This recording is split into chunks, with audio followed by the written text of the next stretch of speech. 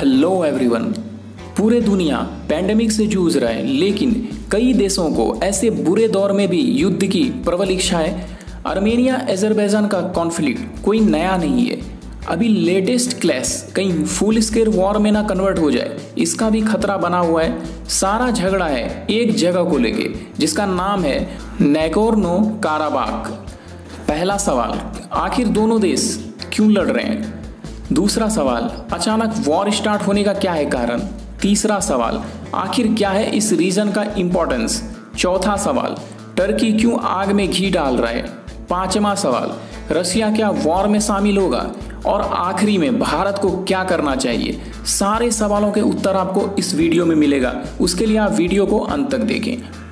2-3 दिनों से चल रहे वॉर में दोनों देशों का अच्छा खासा नुकसान हुआ है और साथ में नैगोर्नो काराबाख में रहने वाले कई सिविलियंस भी मारे गए हैं। वहीं United nation chief Antonio Guterres ने सीज फायर करने को कहा है दोनों देशों को। उसके साथ अर्जेंट मीटिंग भी बुलाया गया है यूनाइटेड नेशन सिक्योरिटी काउंसिल का।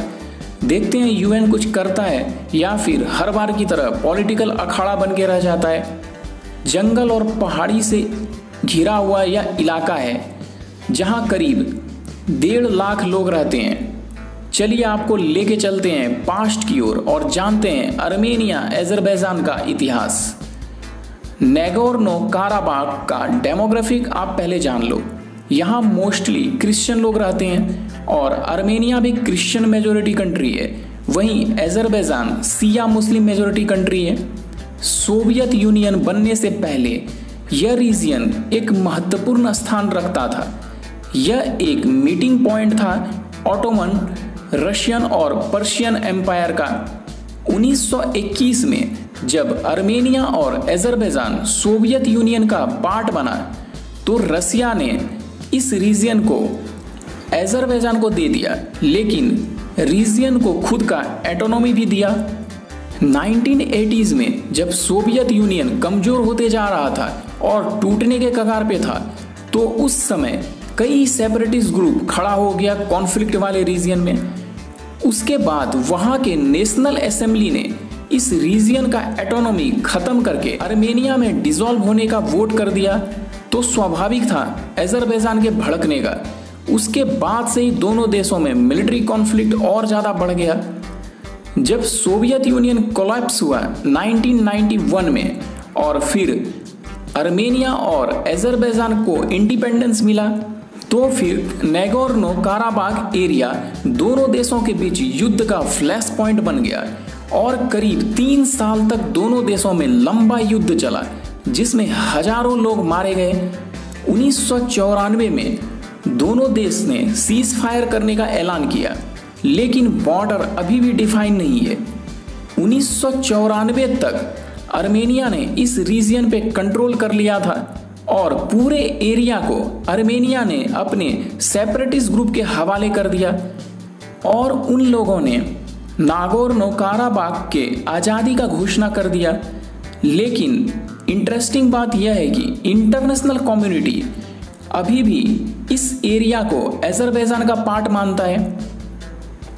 करंट क्लैश को लेके दोनों देश एक दूसरे पे आरोप लगा रहे हैं। वहीं नैगोर्नो काराबाख के अथॉरिटी का कहना है अजरबैजान ने अटैक किया, जिसमें हमारे कई लोग मारे गए।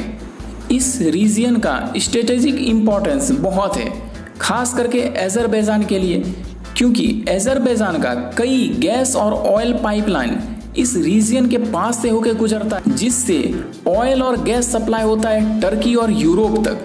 लेकिन अगर बड़े युद्ध हुआ तो ऑयल सप्लाई बाधित होने पे भी खतरा बन जाएगा। टर्की को आप अच्छे से जानते हैं, खास करके जब से एर्दोगन प्रेसिडेंट बने हैं, उनको तो सिर्फ रिलीजन ही दिखाई देता है। टर्की आर्मेनिया का बहुत समय से नहीं बनता है। उसका सबसे मेन कारण है टर्की 1915 में हुए आर्मेनियन जेनोसाइड को नहीं मानता, जिसमें ऑटोमन एम्पायर ने करीब 15 लाख आर्मेनियन लोगों का हत्या कर दिया था। देखो, सबसे बड़ा अगर परेशान है इस समय तो रशिया है, क्योंकि रशिया का दोनों देशों के साथ अच्छा संबंध है। रशिया दोनों देशों को मिलिट्री इक्विपमेंट सप्लाई करता है। यहाँ तक कि रसिया का मिलिट्री बेस भी है आर्मेनिया में। लेकिन रसिया ने डायरेक्टली किसी के पक्ष में खड़ा ना होने का फैसला लिया और उसने दोनों देशों को सीज फायर करने के लिए बोला। देखो, भारत का ना आर्मेनिया से दुश्मनी है और ना अजरबैजान से। आर्मेनिया के साथ भारत अपना डिफेंस रिलेशनशिप और ज़्यादा अच्छा कर रहा है। उसका कारण है टर्की का बिना मतलब का भारत से उलझना और पाकिस्तान के सपोर्ट में बोलना। भारत आर्मेनिया को मिलिट्री इक्विपमेंट भी सप्लाई करता है। आने वाले समय में उम्मीद है दोनों देशों के बीच सीज फायर होगा और यूएन कुछ सही स्टेप ले ताकि आने वाले समय में दोनों देशों के बीच चल रहे युद्ध पे विराम लगे। जो भी होगा वो तो आगे पता चल ही जाएगा।